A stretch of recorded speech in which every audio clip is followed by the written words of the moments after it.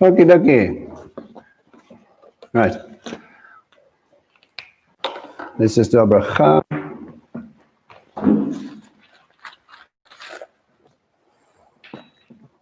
All right.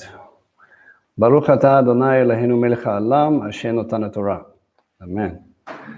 Blessed are you, Lord God, King of the universe, who gives the Torah of truth and the good news of salvation to his people Israel and to all the peoples through his son Yeshua, the Messiah, Lord.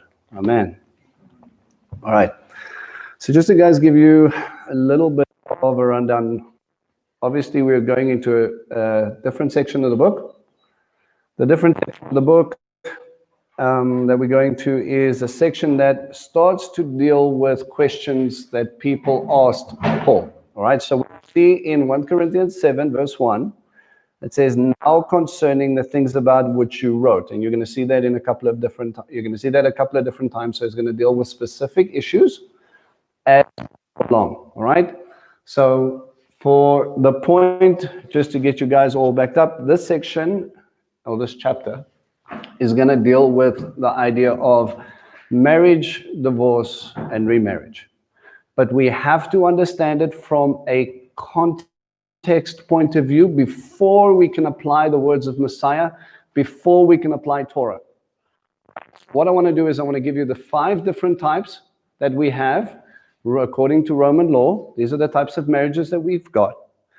We'll quickly run through that again, and then we're going to go into looking at the text, or we can go back into Torah, and then, let's do that. We'll go into Torah, and then we will go into Messiah's words because he doesn't contradict Torah, and from there we're going to go into the text just to understand the fullness of what this address needs to become. You guys with me? All right, it's a fairly complicated subject because we're dealing with a different range of context. Okay, so what we have, I'll fill this out as we go along, is the first type of marriage is a concubinarium. Literally just means a tent marriage, okay? And this is the marriage of slaves. So like I mentioned last week, I take a servant, but under Roman law, I can take one, I pair them off, and now I want slave babies. Okay? This is a very Roman thing to do.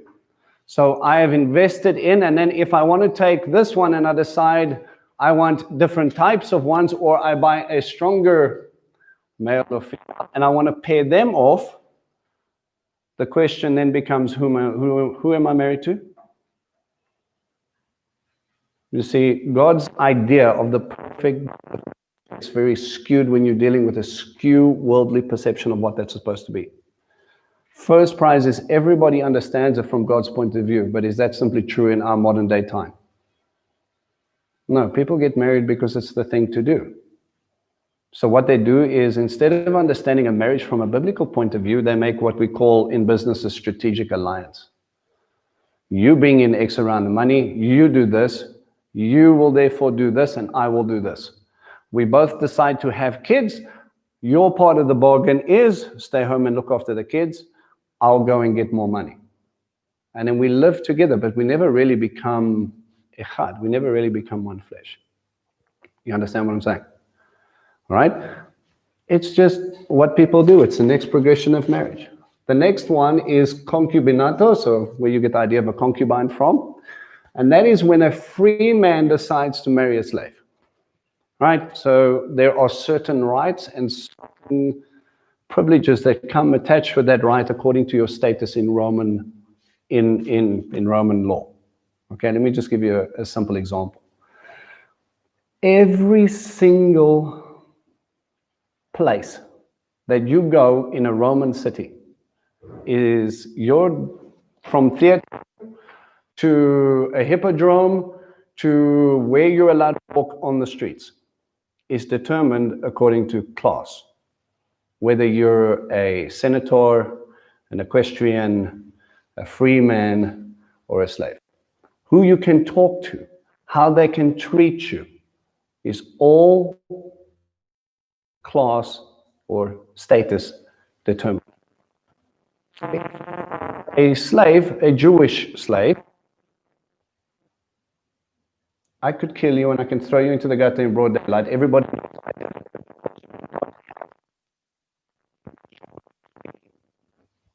there's nothing you can do.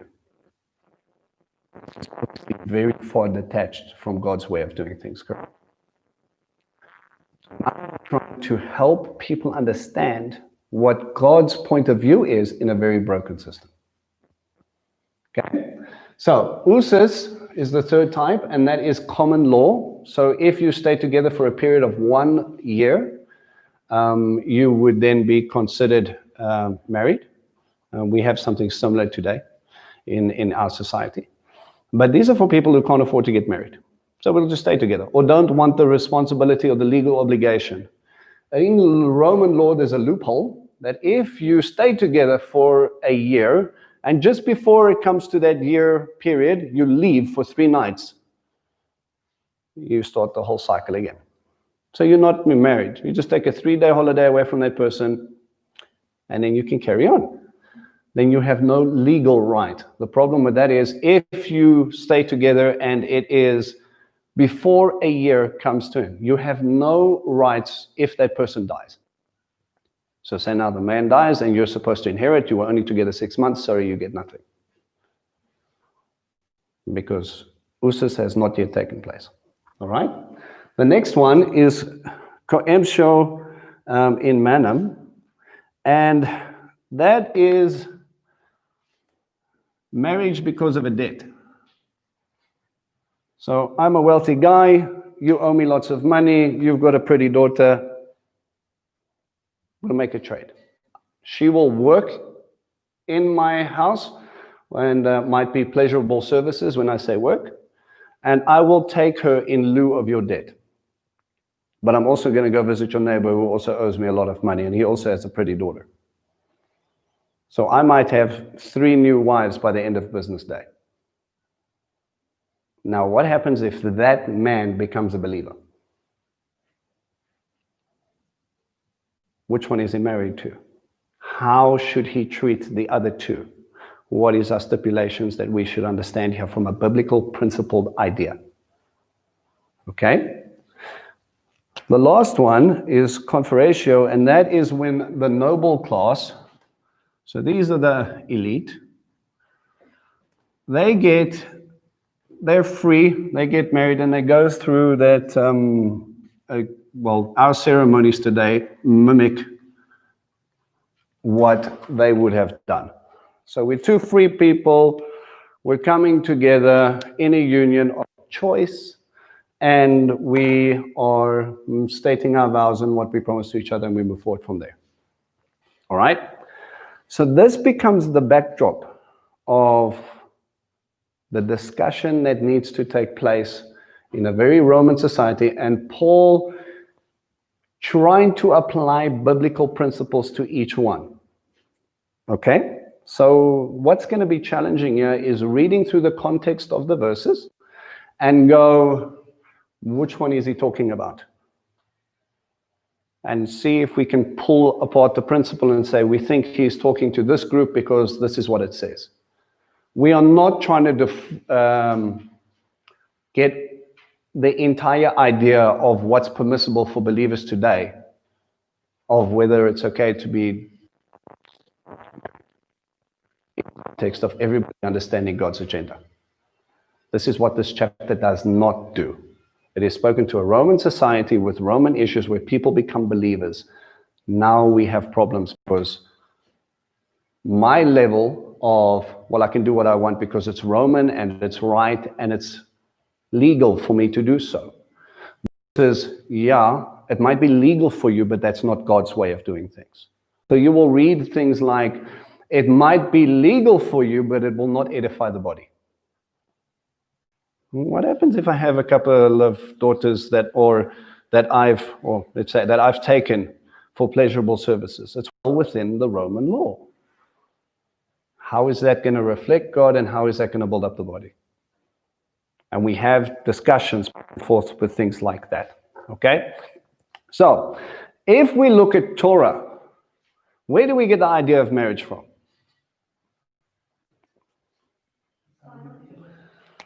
All right, well, let's start in the beginning. We mentioned one in the first thing, Adam and Eve. Adam and Eve, we get this idea of echad. Okay? One. They become one flesh. All right? It's about union. It's about intimacy. All right? This is the picture, the perfect plan. I want you to understand God's relationship with me. How are you going to understand the level that I want this relationship to continue? I'm going to give you marriage as a picture of the type of relationship you should have with your God. Your spouse should know everything about you, but they choose to love you anyway. Right? And you grow and you learn, and as you do, you grow closer and closer together. That is how our relationship with God is supposed to be. I don't keep secrets from my God. It's not possible for the first issue you have. But it's also a level of, I can go to him and I can talk. And I know he won't judge me from this worldly standpoint, but he will hear my heart and guide me into where I need to do. If I need to fix up, if I need to say sorry, if I need to change, if I have an issue, I can go to him. He's patient, he's kind, he's slow to anger, he's full of grace. And I can understand that I go there. And as people today, we have to emulate that type of thing. And this is where marriage in Christianity kind of goes very wrong. We have very worldly marriages sometimes in the church, or in Judaism, it doesn't matter. We're entered into a contract, and if you don't like it, then leave. We have taken the idea that God gave us and our relationship with him, and we just say, well, you know what, God, isn't that exactly the way we treat him sometimes? If I don't get what I want, then you can just go jump in the lake and leave me alone. You find normally it's the case of an immature believer who doesn't understand what the level of commitment and intimacy required to be in a relationship with God. Marriage is a lifelong journey of getting to know each other, because you're going to grow and you're going to continue on this process to get to know them. And as you get to know them, you can then start to align yourself with the way you're supposed to be.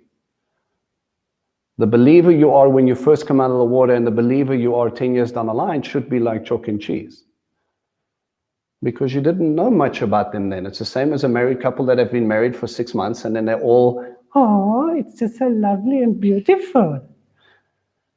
You know, they call that the honeymoon phase. Every time they touch hands, they still get the butterflies. And then, later it disappears. Does the love disappear? No, absolutely not. It is a process of maturing until you have a married couple that have a level of intimacy that they don't have to say anything, but sitting together is enough. They have a conversation with their eyes. You know, as you continually go through their process, you know, it's a funny thing. When I started to listen very carefully and study my wife, I can tell when, just by the way she laughs, whether she's nervous, whether she's polite, or whether she's laughing. You can sit and you can listen, and I'll be like, awkward conversation, I better go help. Or she's really just having a genuinely good time. Now that didn't happen overnight. That took me investing in my wife so that I could hear what her heart was saying without her saying it. I can look at my wife from across the room and I can tell you when she's tired. Now, if God looks at you and he knows exactly what you're thinking, can you sit and understand that when you come to a principled approach like this, and you can say, I know God well enough to know what to do with this situation. You see, people just want to take it and then we go, but it says in 1 Corinthians 7, but it says in Deuteronomy, but it says, Yeshua said. They are completely different contexts. So we need to understand them before we start to tackle it. Okay? There is a level of intimacy we need to understand here. So because you guys are here and I'm not staring at myself in the screen, thank you, Abba. I am going to We get the idea of marriage from Adam and Eve. We obviously see that paralleled in Sinai with the marriage contract, the ketubah, the wedding contract between us and God. And he said, I will be your God, you will be mine. I'm going to give you my name, do not use it. Do not use my name in vain. You represent me in everything I do. You're a kingdom of priests. You belong to me, I belong to you. Remember Exodus 19, I have lifted you up of wings of eagles and I brought you unto myself. And if you obey, let's say that in marriage terms, if you agree to these vows, if you say, I do, then you will become a peculiar treasure.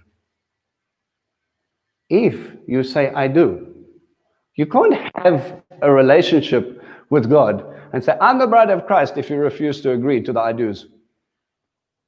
Yeah? God's Jews, the contract between you and God is pretty fixed. Mm-hmm. But the contract that you and your husband have, the vows that you promise, is different for every married couple. Right.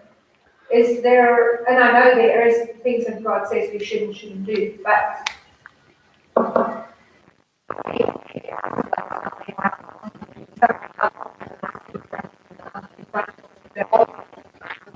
Let's backtrack that. Because of our Western culture, we have lost the art of making a marriage contract. All right? In a Jewish culture today, you have a list of agreed things, stipulated in a ketubah contract that you agree to before we say it. And if you forget it, it's stuck on the wall in the bedroom, go and read it. Get one. It's not about loophole. Remember, relationships are built on honesty. Being completely open. And what scares most people about marriage is something we call vulnerability. You have been hurt, you have been drop-kicked, whether it has been someone in your family or close friends or relatives, you have been shown a broken view of what marriage is from other people or maybe even your parents themselves. And what do? I don't want that, so I'm not going to, I know what might happen, so I'm going to keep my spouse at arm's length just in case I need to run.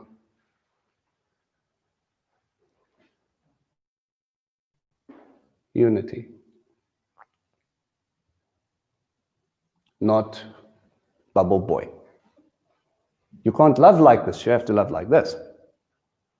Open arms. Honesty. Let's put it this way. Can we have a relationship built on a lie? Let's say this. C goes to the Bahamas. C's got money, and all of a sudden he meets this bombshell that just drops him in every way, shape, or form. And after this magical 3-week trip, he's picked out rings. He's like, what more could I want in a woman? This woman is everything that I need.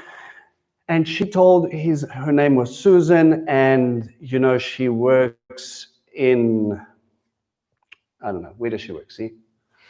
There we go, in the hospital, and she's a neurosurgeon. Let's buff this woman up.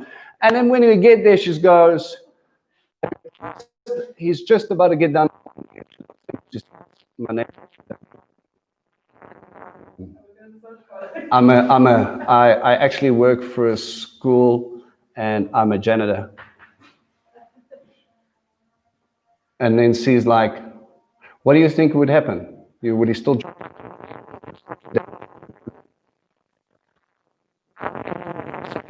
That point.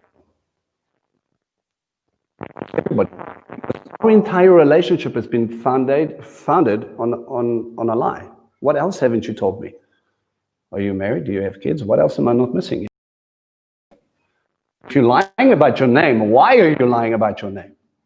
So what is this? So can I love her past her lie? Oh, so you only find out after you married a woman, you don't even know her real name. I'm not saying that. I'm saying she could just not maybe told him she was unmarried once. Oh yeah, because that's going to go down the sea perfectly well. God always brings out what is hidden in the dark into the light. That entire marriage will be For most people, a sham because they didn't really know you. Honesty in relationship is key. Don't think that you can lie to your spouse and it's going to be okay. Don't think, and again, omission is also a form of lying. Not telling the full story. Right? So I went to the shops and I bought milk. Okay. But I bought milk, chocolate, sweeties, I bought this. And then when it comes down to the bank balance, but I thought you only bought milk. They've put so many things on this thing. They must have stolen my card. No, I just forgot to tell you I ate all that other stuff in the car before I came home and it was really good. And that's it. So then what is the thing? Is he going to be happy that you told him the full truth? Omission does not help. Let me just omit the fact that I was married before. And I'm still married.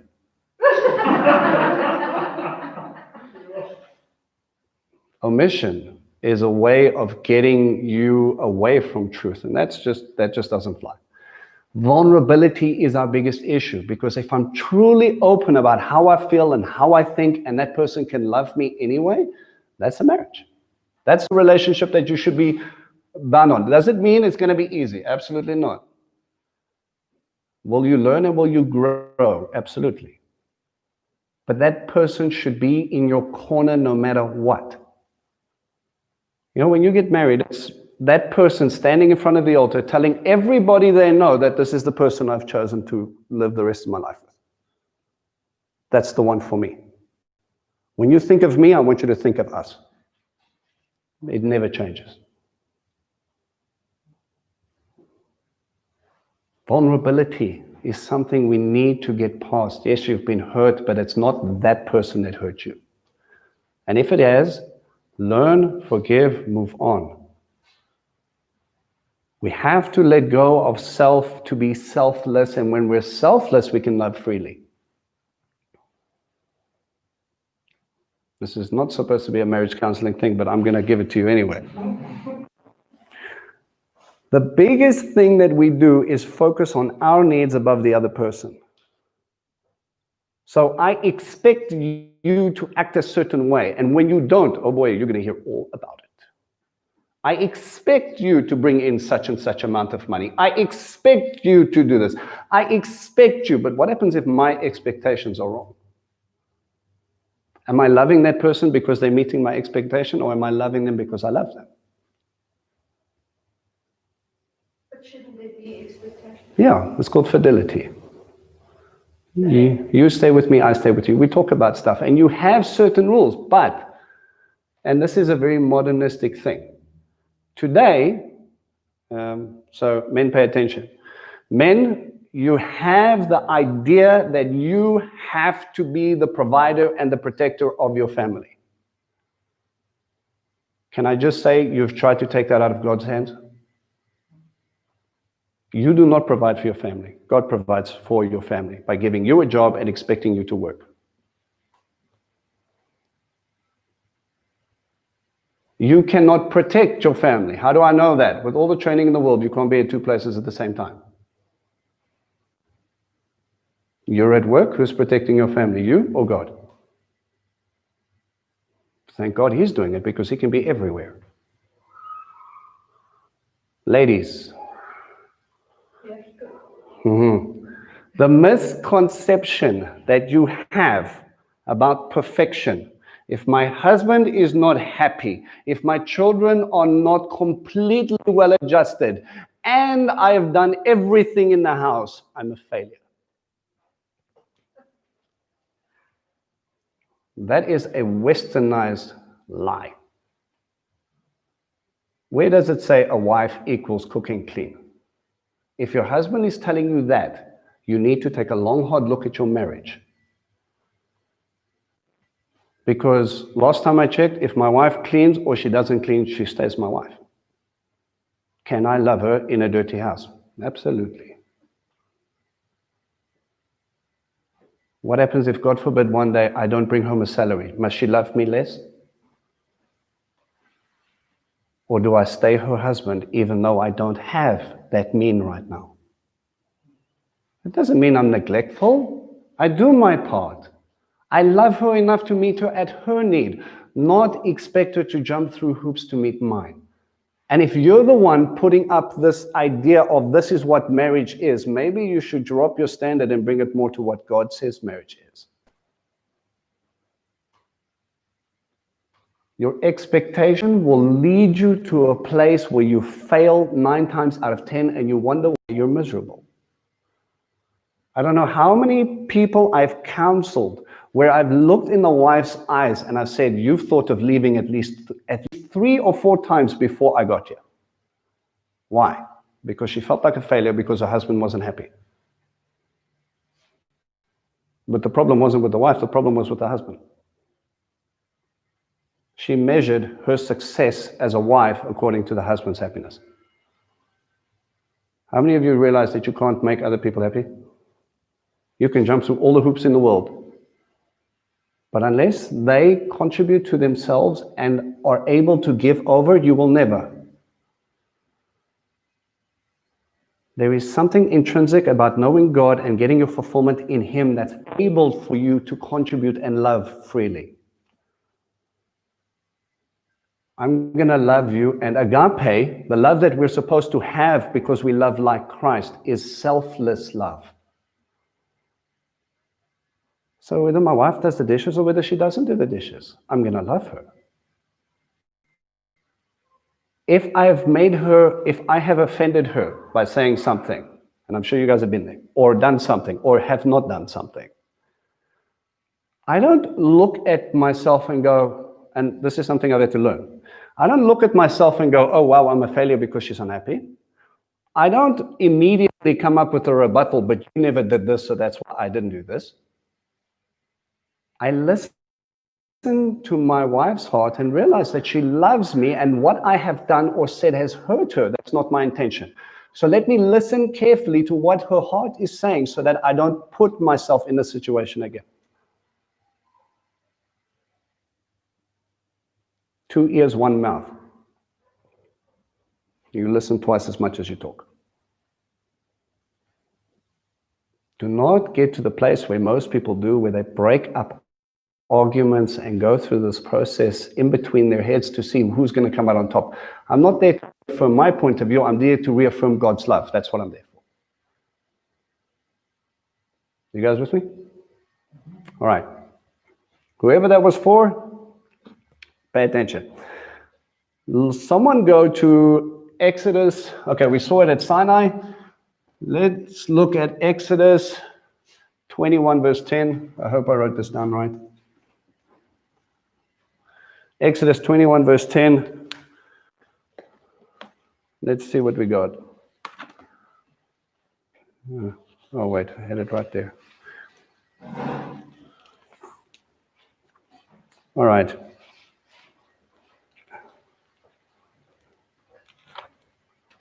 Is anyone, okay, don't worry. Exodus 21:10. It says, now the context here is taking another wife, okay? So before we get to the exciting stage of saying, yeah, the Bible promotes polygamy, we're going to deal with other verses that don't. Remember, he's dealing with a culture here, and he's addressing God's idea and plan of what it means. But if this is true for the second wife, you better be sure it's true for the first one. Listen what it says. It says, if he takes to himself another woman, he may not reduce her food, her clothing, or her conjugal rights. If he will not do these 3 things for her, then she shall go out for nothing. She will be free. She is able to leave. So what 3 things do I have to take care of? Food, clothing, and marital rights. I'm going to write your intimacy. If you do not take care of those 3 things, okay, if I told you about a man who is married to a lady and he refuses, she walks around in rags, would you guys say that was an abusive relationship? Yes or no? He has the means to buy her clothes, he just refuses to. Okay, he drives a Mercedes-Benz and she sews wheat bags together. Well, I don't love her, so I'm just going to reduce her food portion. She gets a slice of bread and water while he eats steak and vegetables. Would you say that's abusive? Yes or no? Yes. Right. So God, very simple, in a principle, says you will not be abusive to any spouse. Marital rights? Well, man, if you want to see an issue today in modern day marriage, is that they use that as a bargaining chip. You didn't take out the garbage. Guess who's not getting any tonight? You didn't do the dishes. Not going to happen. And if you think I'm only talking about the ladies, you're wrong. I know of men who played that game. Oh, you didn't clean the house. Aha! Not going to happen. I'm going to play TV games all night. I'm not even joking. If I remove, it's foreign, right? If I remove that level of intimacy, but remember, intimacy in relationship leads to physical intimacy. If you shouldn't have one without the other. All right? Your intimacy level, when you are being physically intimate, should be a reflection of your relationship status. You normally find when husband and wife are not making love, there's something going wrong in the way they are communicating. They're not there for each other. They're not talking, and it's a broken marriage, or there's a big stumbling block in that area. So you have to kind of help him unblock, and then the rest will flow normally. Okay? So that is what he says. The wife may leave. Would you consider that a divorce? Okay? So just off the bat, does Torah permit divorce? Absolutely. If you're in an abusive relationship, you are allowed to leave. According to God's standard. Okay? Let's look at Deuteronomy 24. Now, the only reason I'm doing this exercise is so that we understand the biblical principles that Shaul is going to try and pull from and apply these truths to that system, okay? So, if you have a heading in the Bible, it should say the law for divorce. It says, when a man takes a wife and marries her, and it happens that he finds no favor in his eyes, he has found indecency in her, he writes her a certificate of divorce and puts it in her hand and sends her out from his house. She leaves his house and goes and becomes another man's wife. If the latter husband turns against her and writes her a certificate of divorce and puts in her hand and sends her out of the house, or if the latter husband dies, who took her to be his wife, then her former husband who sent her away is not allowed to take her again to be his wife, since she has been defiled, for that is an abomination before God, before the Lord. And if you shall not bring sin, you shall not bring sin on the land which the Lord your God gives you as an inheritance. When a man takes a new wife, he shall not go out with the army, nor be charged with any duty, for he shall be free at home 1 year and shall give happiness to his wife whom he has taken. All right, so what's the principle? If she has not found favor in his eyes or has found indecency in her, what is the instruction? Give her a certificate of divorce in her hand. Correct? All right, so this is where the rabbis get a little bit argy-bargy. What does it mean to have, do you guys have any other translation there? In Deuteronomy 24 about indecency. He has not found favor. Sorry, say again, Donnie? Offensive in some respect. Okay, no favor. She's offensive. Okay. Any other translation? I'm reading Deuteronomy verse 1.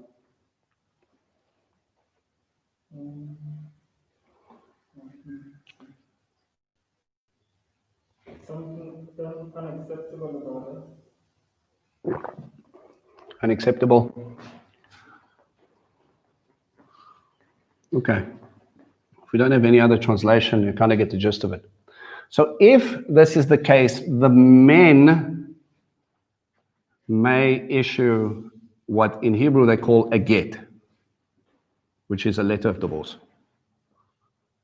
Now, before the times of Messiah, we had two rabbis who interpreted this. Who are the two main rabbis that discuss most of our issues?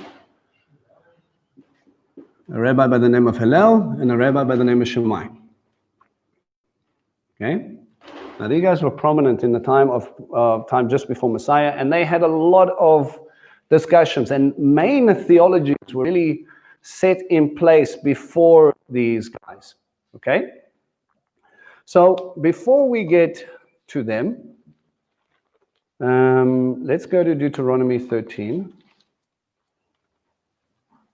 Deuteronomy 13, verse 19. You see, one translation has that and others not. Do you guys have a Deuteronomy 13, verse 19? No, don't worry about that one. Let's try 28, 29. If you look it up in one translation and you go and you write it down and you look it up in another translation, and then the verses in the chapters don't correlate.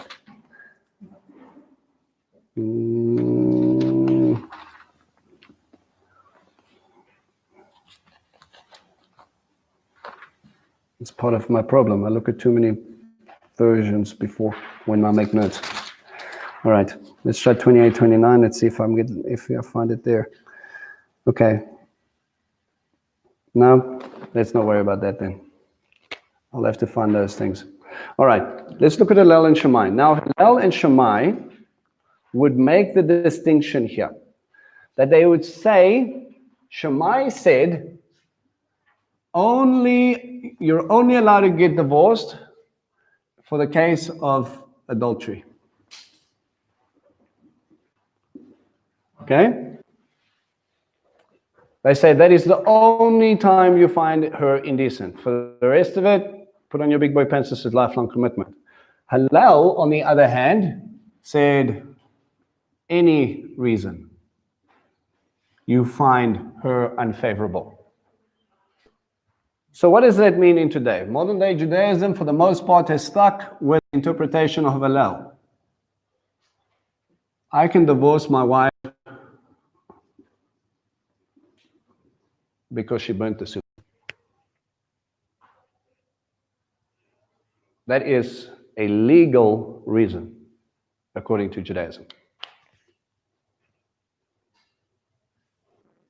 I just don't love her anymore, so I'm setting her free. Well, she's gotten kind of fat. I don't really like fat people, so I'm just going to let her go. They won't tell you that she's had 6 of your children. Yeah, but she let herself go. After 6 children, I think you're doing all right. And all they do is they focus on this part. I find that offensive. I don't like it. And unfortunately, the legalistic Babylonian understanding really comes down to, where's my loophole?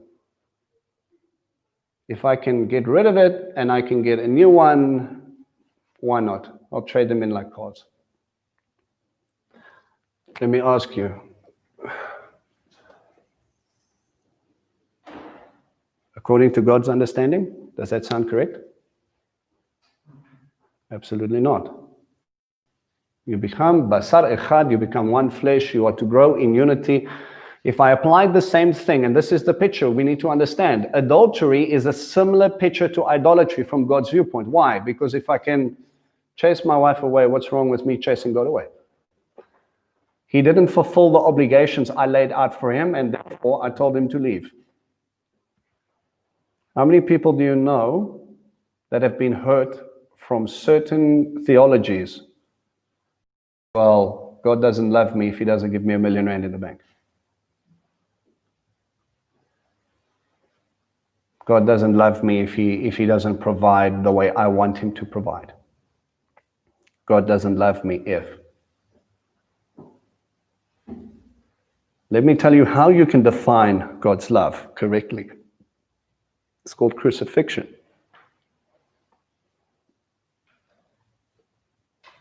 His love for me was clearly defined at the cross. Nothing less, nothing more. Your level of comfort with your electricity and your nice blankies and your 4 or 5 meals a day and your closet full of clothes, oh poor baby. 80% of the world's population doesn't live like you live. There are people out in the middle of the jungle where missionaries go out where they ration their rice to give the pastor a plate of food. They don't have changes of clothes. They don't have walls. They stay in reed huts. And they can still say God is good. Now, the problem with this scenario is that if I walk away from God's picture and I make it about me, I'm going to look for a reason to walk away. Now, when Messiah talks about divorce and remarriage, he is correcting the understanding here, but it went one step further. What happens if I find her so offensive that I send her away, but I don't give her a certificate?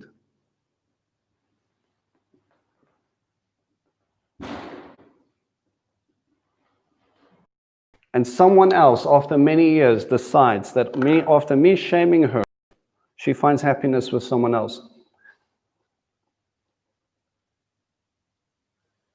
Is she committing adultery?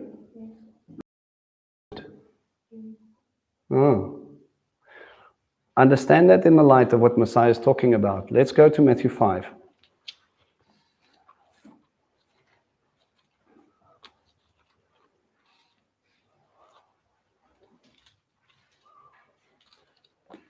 Matthew 5.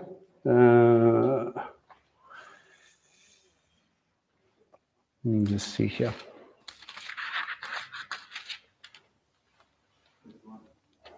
Yeah, it's going to be from 31. But I have notes everywhere. All right. Let's go to Matthew 5, verse 31. It is said that whoever sends his wife away, let him give her a certificate of divorce. Where's he quoting from? Deuteronomy, right? So he's saying, okay, this is what it says. Let's help us understand the heart condition. But I say to you that everyone who divorces his wife, except for the reason of adultery, makes her commit adultery. And whoever marries a divorced woman commits adultery. All right? Now, again, he's talking about a Deuteronomy 24 text. He's talking about Halal and Shammai. Okay? Let's just jump to Matthew 19.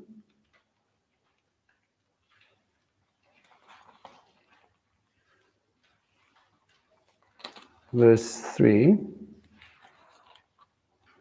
Wait. Let me read from verse 1. It says, when Yeshua had finished these words, he departed from the Galilee and came into the region of Judea beyond the Jordan, and large crowds followed him, and he healed them there. Some Pharisee came to Yeshua, testing him and asking him. What do we know about Pharisees? They have lots of traditions that define how they operate. And they're trying to trap him. Okay? It says, is it lawful for a man to divorce his wife for any reason at all? Who's he citing? Hillel. Says, and he answered and said, have you not heard that he who created them from the beginning made them male and female?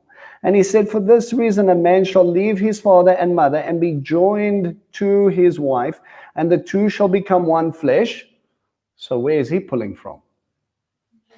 Genesis. He's saying, you want to quote a rabbi? I'm going to take you to God. Let's talk about authority here, shall we? Remember, the rabbis carried the ruling say in Judaism. Verse 6, it says, so they are no longer two, but they are one flesh. What, therefore, God has joined together, let no man separate. So who's doing the separation here?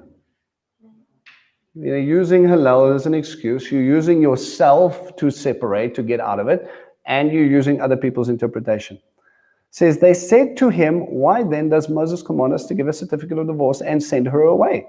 Why did God permit it? He never instructed it. He allowed for it. He said to them, because of your hardness of heart, Moses permitted you to divorce your wives. But from the beginning, it has not been this way. You're the problem. Do you guys understand how the context is shifting here? From one verse to the next, we see the fuller picture. He's dealing with the Pharisaical understanding.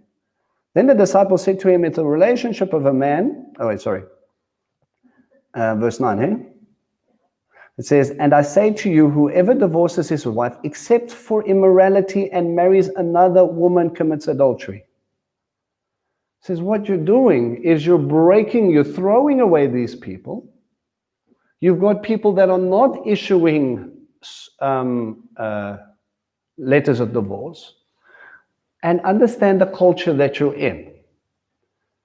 I can send you away. How many people are going to think that you're broken down goods and no man loves you because your husband throws you away?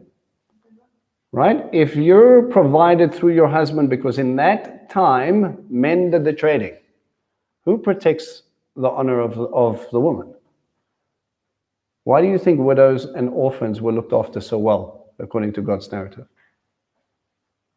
Because they couldn't go to the markets, and they couldn't go work the fields, and they couldn't go and do those things. It was simply not done.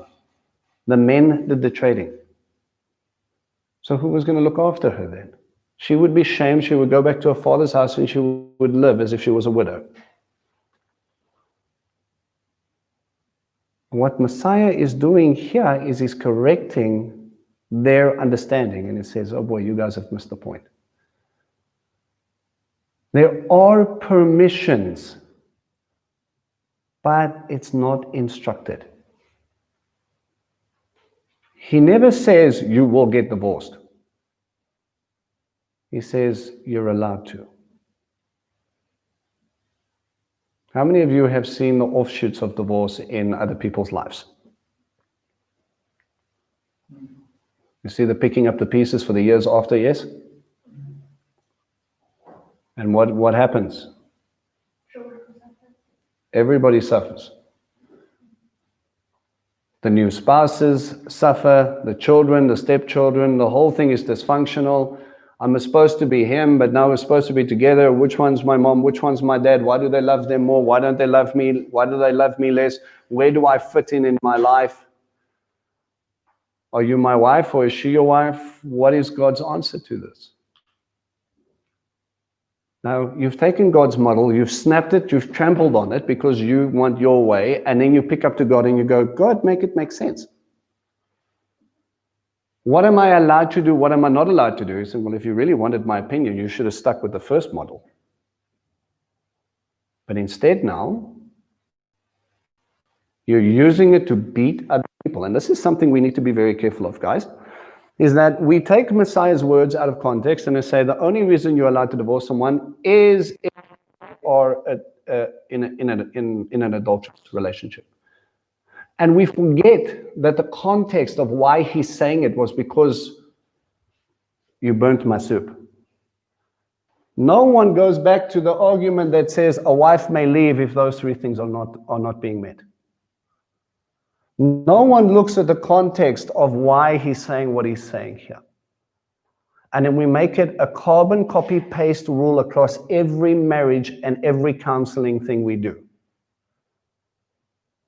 You get people that believe there are adulterers because they've left an abusive relationship.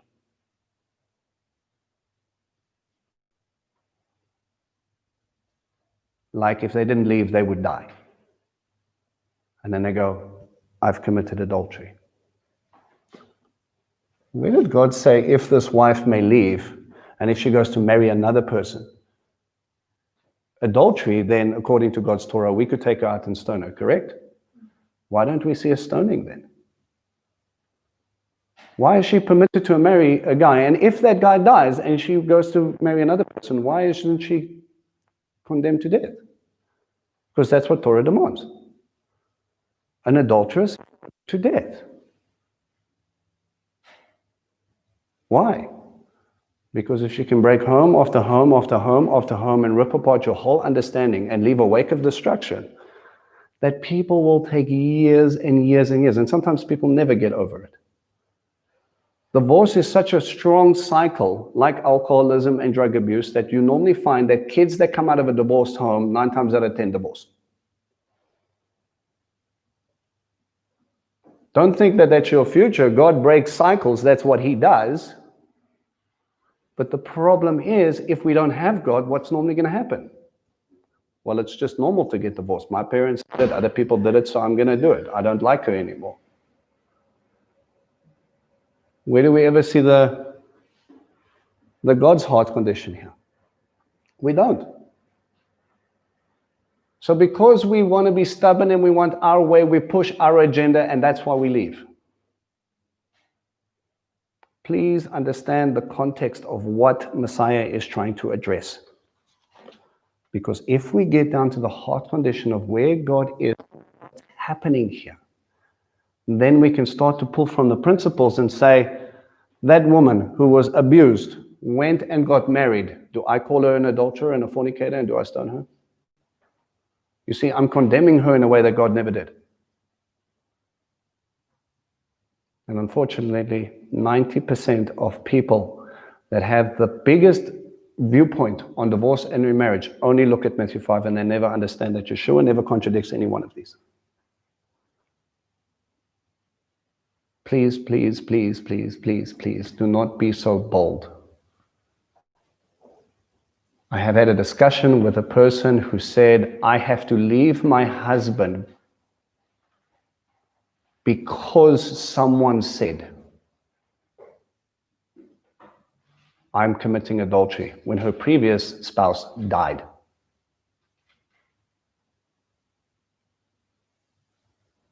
It's unbiblical, and you get condemned in your own mind. And then I believe that that little verse that says, let no man separate what God has joined together, come into that scenario and say, you need to leave your husband, this is unbiblical, when pulling from a principle they don't understand. Are you guys all with me? Context is very different. All right, we've got about, if you guys will give me an extra 5 minutes, you guys okay? All right, let's go to 1 Corinthians 7 and start to just peel this apart.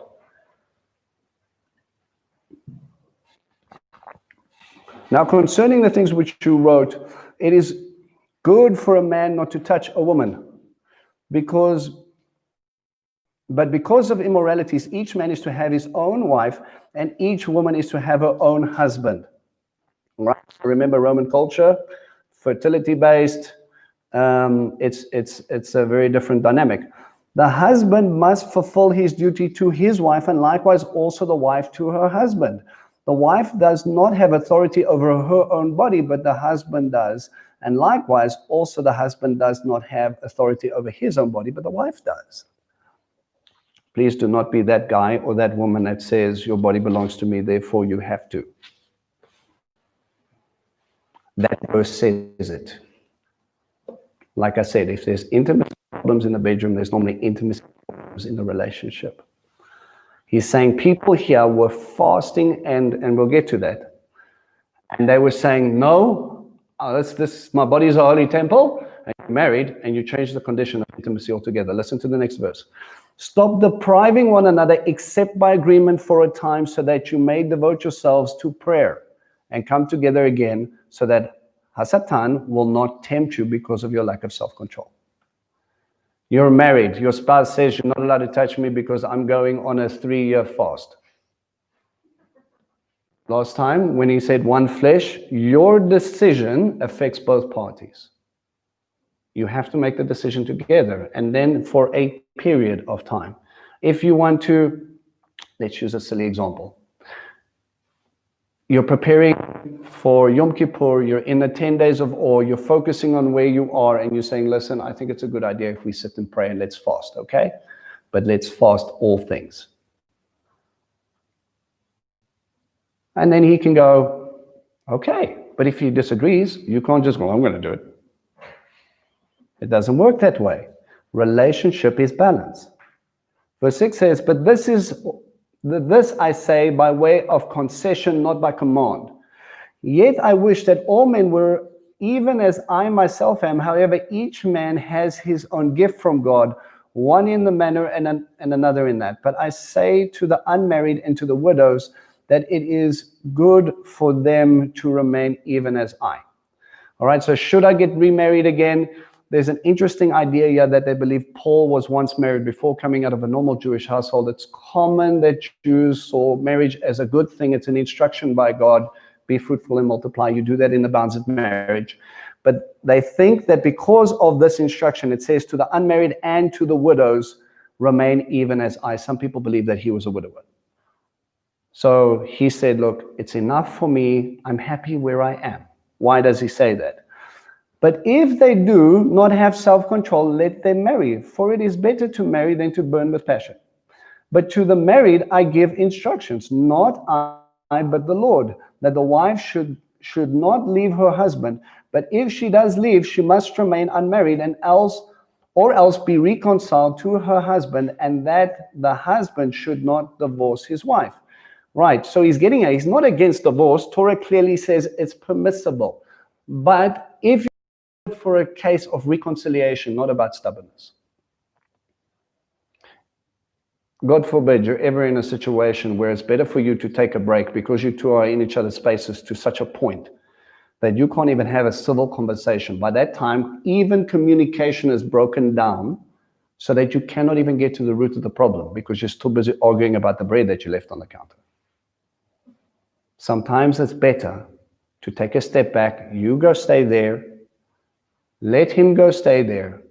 This isn't divorce. This is for you to calm down, deal with yourself, and then we come back and we try and work it out. Okay? But to the rest I say, not the Lord, but that if any brother has a wife who is unbeliever. So a guy becomes a believer and his wife is unbeliever, and she consents to live with him, he must not divorce her. She consents. She agrees to carry on living. Listen here, there's a principle here that most people don't talk about. When you become a believer and your beloved or your wife is an unbeliever, you're the one that's changed. You're the one who changed the vows. You're the one that is the problem here. So you have to go to her or to him and say, listen, I found God. I can't go with you to temple anymore. I'm not going to partake in any of that idol worship. That was something we used to do together. Now what? Let's make it modern for a second. You as a believer, and make it more personal, you come to Torah and the other person doesn't. Your favorite thing was on a Saturday morning to go have bacon and eggs at Wimpy. And now all of a sudden you're the one that's changed. And that moment that I was looking forward to connect with you because it's been a long week and I just really want to sit with you and have a good breakfast, all of a sudden becomes a point of contention. You're the one that's changed. God says, go to her and then you can say, change. This is what I can do and this is what I can't do. Do you want to stay? If she says no, you have to go. If she consents to stay, you don't get to divorce her. You understand where she is and why she's there. You were there also. Let her. You are already married. This doesn't mean that I go out and I unequally yoke myself with other people. I don't marry an unbeliever for the sake of it. That's only going to create division. If you've ever been in a household like that, trust me, I've spent many hours counseling people, and one you want to pull from a biblical principle, and the other one you've got to try and reason with. You and your God. Don't teach my children that stuff. You will put yourself into such pain and issues you won't understand. Make sure when you choose a partner that you are equally yoked, you're pulling in the same direction. But that's not the context here. Verse 13 says, and a woman who has an unbelieving husband and she consents to live with her, he consents to live with her, she must not send her husband away. For the unbelieving husband is sanctified through the wife, through his wife, and the unbelieving wife is sanctified through her believing husband. God sees them as one flesh, and you set them apart for God, even because you're in the room. For otherwise your children are unclean, but now they are holy, because they belong to you. Yet if the unbelieving one leaves, let him leave. Let the brother or the sister the brother or sister is not under bondage in such cases, but God has called us to peace. So there is a permissible reason for divorce here. But again, it's sticking to a Roman context. For how do you know, O wife, whether you will save your husband, or how do you know, O husband, whether you will save your wife? We've had many, Baruch Hashem, success stories where the wives have been the one beating the husband up the stairs. And then once they're here, they stay. And we've also had people that have dragged the wives or the husband down the stairs, and we've never seen them since. Verse 17, only as the Lord has assigned to each one, as God has called each, in the manner let him walk, and so I direct you in all the body, in all the churches here in this translation. Was a man called when he was already circumcised? So if he was already a believer, already a Jewish person, he is not to become uncircumcised. Guys, there's no operation that can make you uncircumcised. There are apparatus, though, believe it or not, that could give you a fake foreskin, but it involves clips and little weights, and we found them actually in Roman gymnasia. All right? What he's saying here is there's no operation. He says, if you come as a Jew, you don't have to now convert to become a Gentile. He says, has anyone been called in uncircumcision? He is not to become circumcised. It doesn't matter. Galatians says it this way. It doesn't matter if you're Jew or Gentile, slave or free, man or woman. Stay as you are.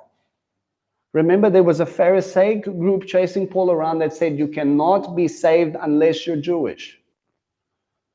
Salvation has got nothing to do with circumcision. Salvation has got nothing to do with Jewish. For God so loved the world that he gave his only begotten Son. You don't have to convert to do that. Circumcision is nothing and uncircumcision is nothing, whether you're Jew or Gentile. But what matters is keeping the commandments of God. Just to point out the contradiction. Physical circumcision is a commandment from God. So he cannot be talking about the operation here. He's talking about whether you're a Gentile or you're a Jew. Each man must remain in that condition as he was called. Whether you were called while you were a slave, do not worry about it. But if you are able also to become free, rather than to do that. So what happens if you're in a slave relationship? Try your best to become free. For he who has called in the Lord while a slave is the Lord's freedman. Likewise, he who is called while free is Christ's slave. It's very simple. Don't let your status be developed by man, but understand who you are in Christ. You were bought with a price. Do not become slaves of men. Brethren, each one is to remain with God in the condition he was called. Now concerning virgins, I have no command of the Lord, but I have an opinion as one who by the mercy of the Lord is trustworthy. Like, this isn't a Torah instructions, but I've got an idea of what we should do here. I think then this is good in a view of the present distress, that it is good for a man to remain as he is. Are you bound to a wife? Do not seek to be released. Are you released from a wife? Do not seek, are you released from a wife? Do not seek a wife. But if you marry, you have not sinned, and if a virgin marries, she has not sinned. Yet such will have trouble in his life, and I am trying to spare you. All right? So what is this trouble that he talks about? It's not the fact that you're going to get married, now you're in trouble. All right? Some people might interpret that the wrong way. But I say this, I say, brethren, the time has been shortened, so that from now on those who have wives should be as though they had none, and those who weep as though they did not weep, and those who rejoice as though they did not rejoice, and those who buy as though they did not possess, and those who use the world as though they did not make full use of it, for the form of this world is passing away. But I want you to be free from all concern. One who is unmarried is concerned about the things of the Lord, how he may please the Lord. But the one who is married is concerned about the things of the world, how he may please his wife. He simply took a long argument to say this. If you're not married, you can do what you want, you can move what you want, you can go and preach where you want to. It's about you. But when you get married, you have an obligation to your spouse. You can't just drop everything and go on a mission trip. You can't spend all your time in church to the void of your marriage. You know how sad it is hearing people saying, I got divorced because I was a deacon. I was so busy at church, I neglected my wife.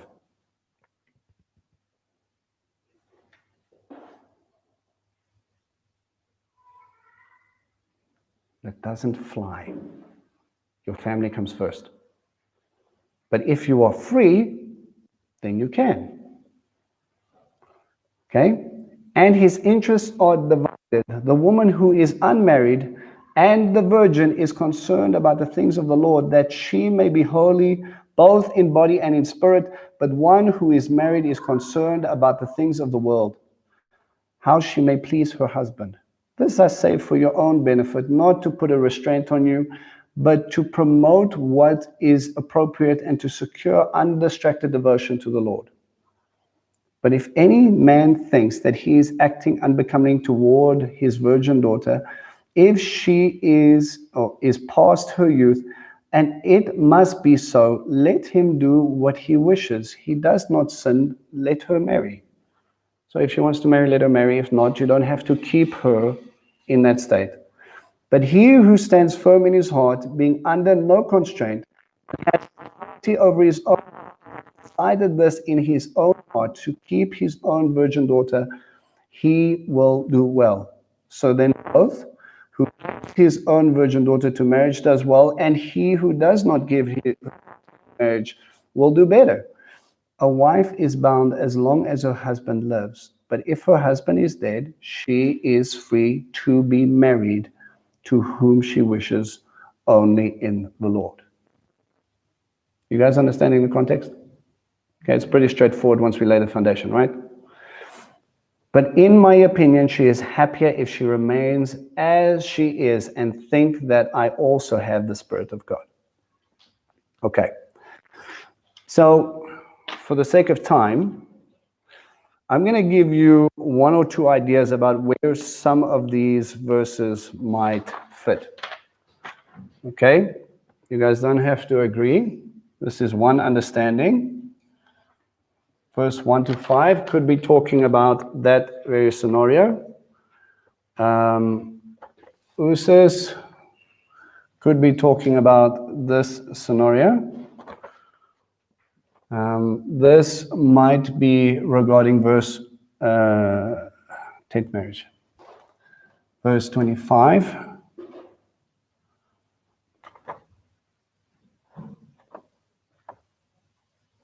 Or we can rather say, let's make it like this. Verse 1 to 24.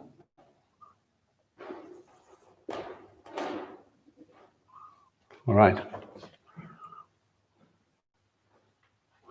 So if we have one or two little ideas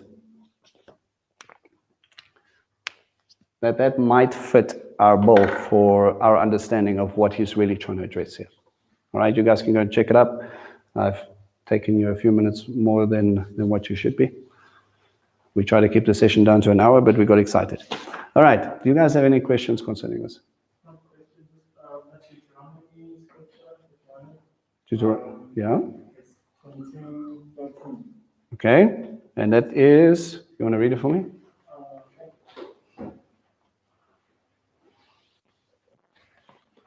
It's Deuteronomy 22.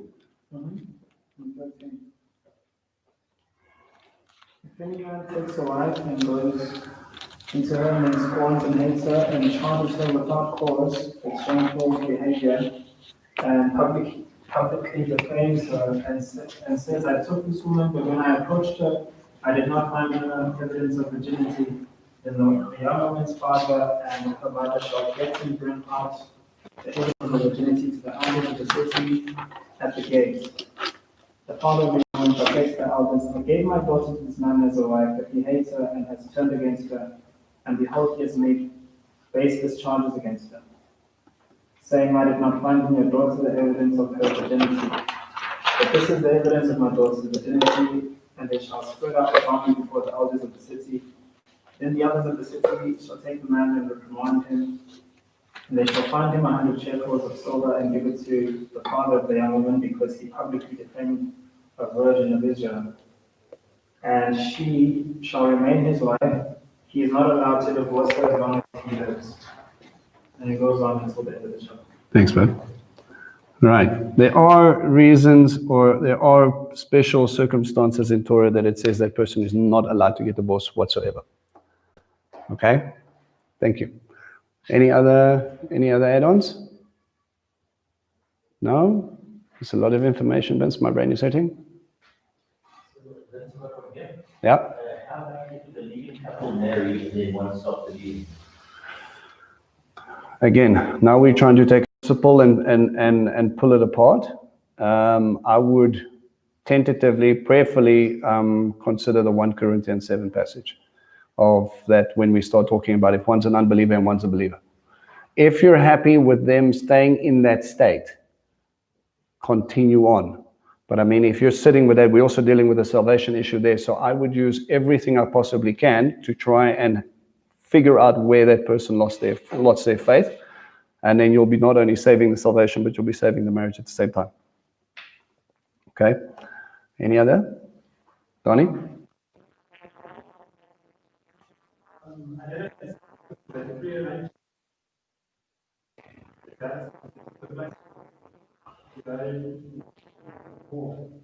I mean, I still believe they do. They call them matchmakers. But there still has to be an agreement, just like in biblical times with Yeshua, you can still accept a couple, you don't accept a couple.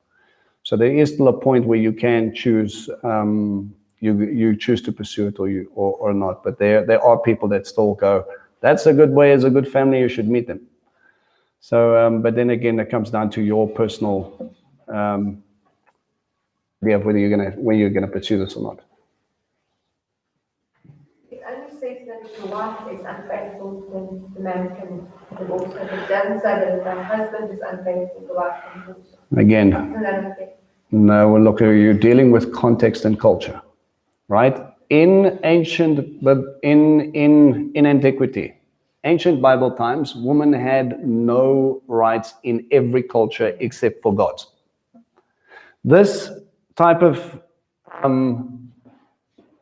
here, where you will not divorce her, or if you do not feed her and look after her properly, she can leave you, is what they consider like a landmark thing.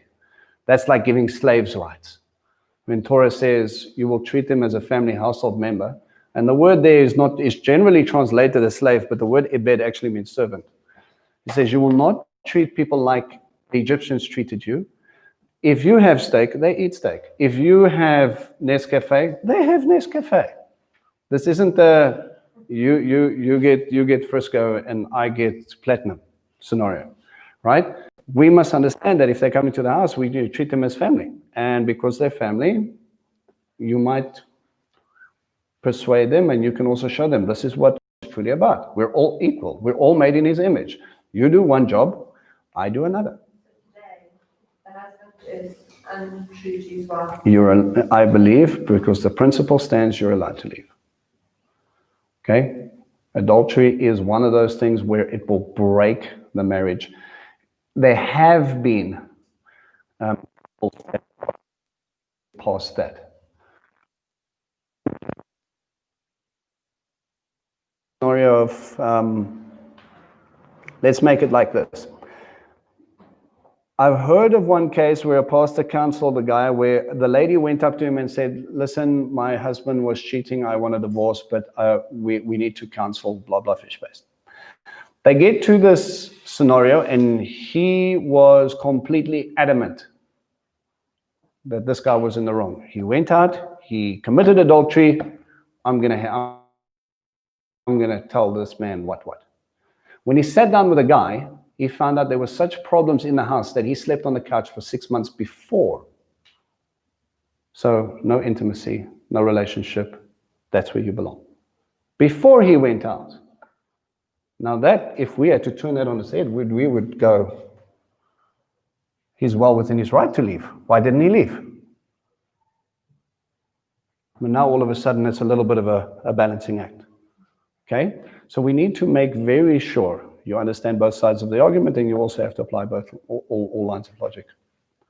But first prize, the problem we have is we have hardness of heart issues, and we don't have the right understanding of what this is about. Okay? We always look for, well, I just don't love her. She doesn't like me. She doesn't hold me the way she should. She got fat. Whatever the scenario is, and I'm using that from my perspective, but it might very well be the opposite, where the woman would just go, well, he lost his hair, he's podgy, he used to earn 65 million rand a week, and now he only earns 27 million rand a week. I can't live with that standard. People will look for excuses, and that normally, again, will give you an indication that there's probably an eye on someone else, so now I'm just looking for ammo to get out. That's hardness of heart. That's not God's plan. Your marriage should be built on the foundation of a true reflection of intimacy between you and God. And if he is forgiving and loving and patient and kind, like Scripture says he is, I have to be for them. And if Yeshua can serve and lift up everybody else, that is my privilege as a husband, and that is my wife's privilege as a wife, to be able to lift up the family. And I want to lift them up to God and say, Father, I carried them because you carried me. This is not about who rules the house. This is about us acting like Christ. Okay? Any other questions? Clear at the back? You guys all good? All right, let's pray. Father, we just want to thank you that we can come on your day, Lord Father, Shabbat, and just sit together. I thank you for the people, Lord Father. I thank you for your word. Thank you for the warm weather. But we know that we deal with very tricky scenarios when it comes down to things of the heart, and understanding what is your first prize, Father. We just pray that you would just lead us and guide us in all discussions. Father, I pray that we would truly understand your heart when it comes down to marriage and divorce and remarriage, and be able to apply correctly the different scenarios, Father, as we look at both aspects and your word to define it, Lord. We know that marriage is very dear to your heart, so we pray that we would also fight for our marriages, that we would invest in our marriages, Father, that we would be able to reflect you to a world that needs to know that marriage was instituted by you and you alone. Father, I pray that you would just strengthen them, and through that the family unit. And I just thank you again for the privilege of having a spouse. Thank you for your love and being with us, Lord. And we just pray that as we go on during our week, that everybody would be kept healthy, that you would go out before us and come in behind us, Father. And we just thank you in Yeshua's name. Vision, for your love, for your miracle. We give you thanks. In Yeshua's name we pray. Amen. All right.